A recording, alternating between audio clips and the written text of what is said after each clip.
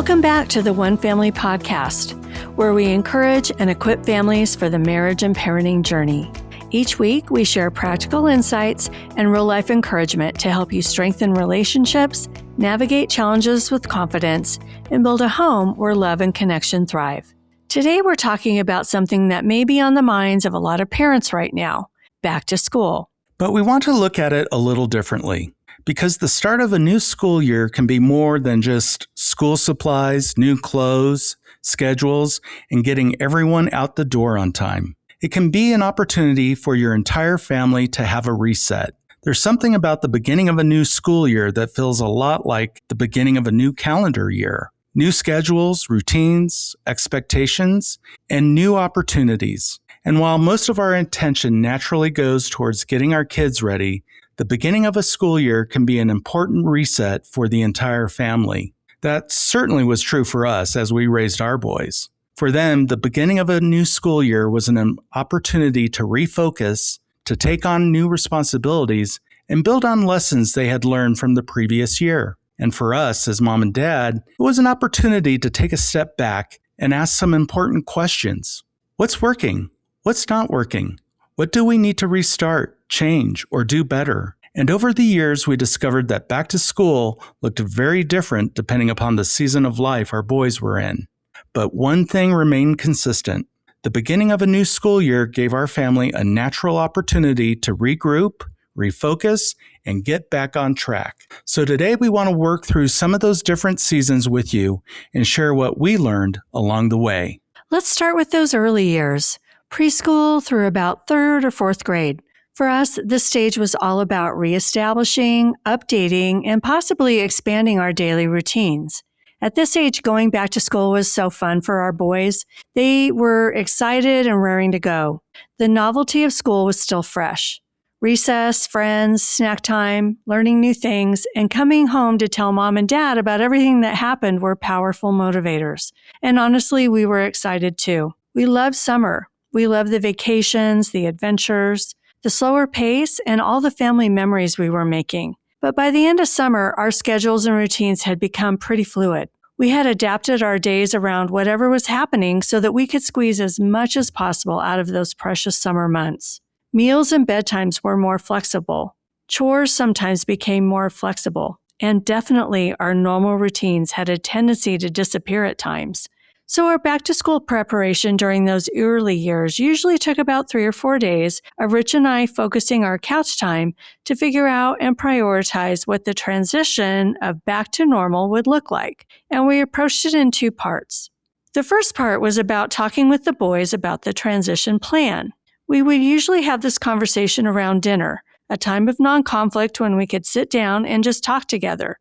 We'd begin by talking about the summer, what was our favorite part, what was their favorite memory, and what did they enjoy the most? That conversation did more than simply help us reminisce, it reinforced our family identity. We were reminding our boys that we were a family that enjoyed doing things together and creating memories together and valuing our time together. Then we would shift and begin talking about school. We'd talk about getting back into the routines and responsibilities that helped our family throughout the year and actually enabled us to enjoy our free time. Things like morning, after school, and nighttime routines. We'd revisit consistency with chores and possibly talking about adding more responsibilities as well. We wanted them to understand that routines weren't designed to take away their fun. In fact, routines and responsibilities help create the freedom to enjoy their free time. When we take care of what needs to be done, we're able to enjoy the things we want to do without constantly having responsibilities hanging over us. And that's a driving principle that becomes increasingly important as children grow older. The second part of our back-to-school preparation during this early season of childhood was all about us, mom and dad. During couch time, we would talk about and prioritize all the things we wanted to reestablish in our family, our marriage, and even our own personal lives. Just getting back on track with the family routine was huge. But we would also talk about becoming more consistent with things that had become inconsistent over the summer. Things like couch time, date night, morning quiet time, and even diet and exercise. Now, keep in mind, there is nothing wrong with enjoying summer and easing up on some of those things.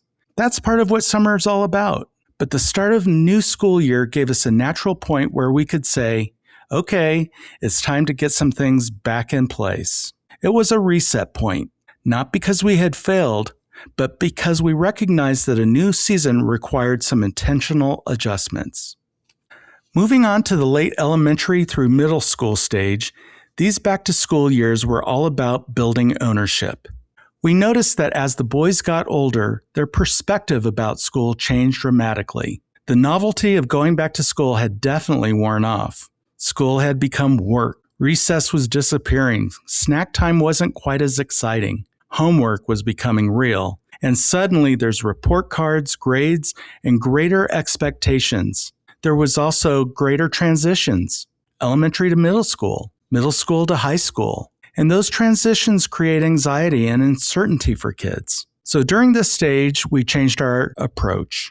We still talked about the summer memories, routines, and responsibilities, but now we started talking more about ownership. We wanted our boys to take greater responsibility for their own success.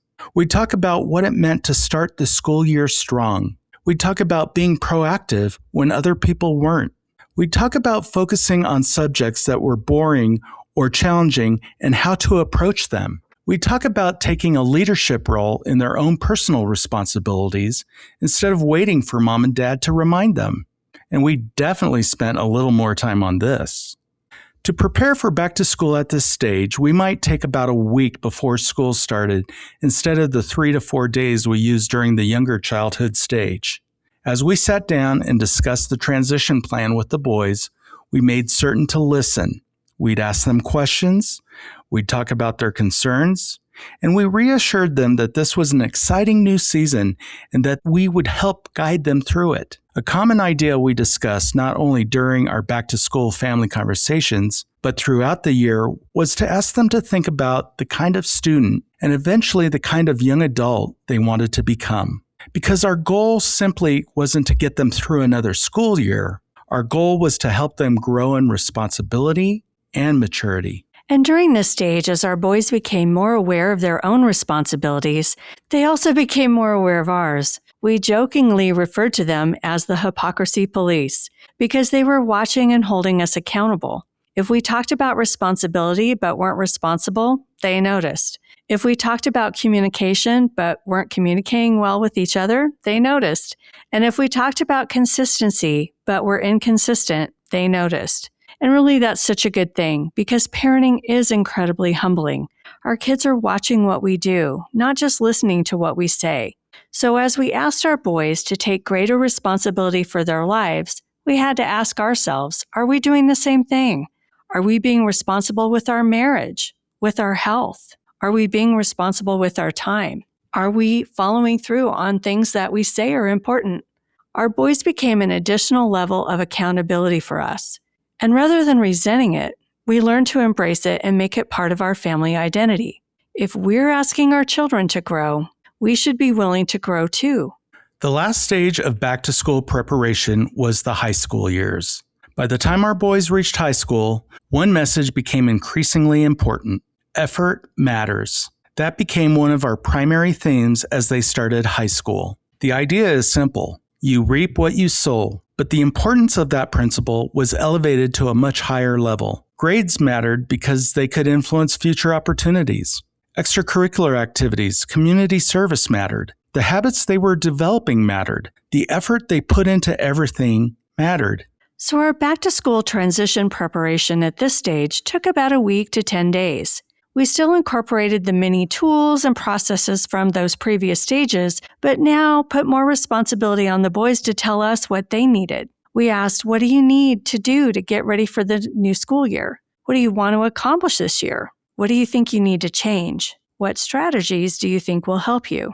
And probably most importantly, what do you need from us, from mom and dad, to help you succeed? We were helping them take greater ownership of their lives and begin to think critically about their goals and their future. Their input and their effort could make a huge difference. During this stage, we also began to ask the boys for their input about something else, us.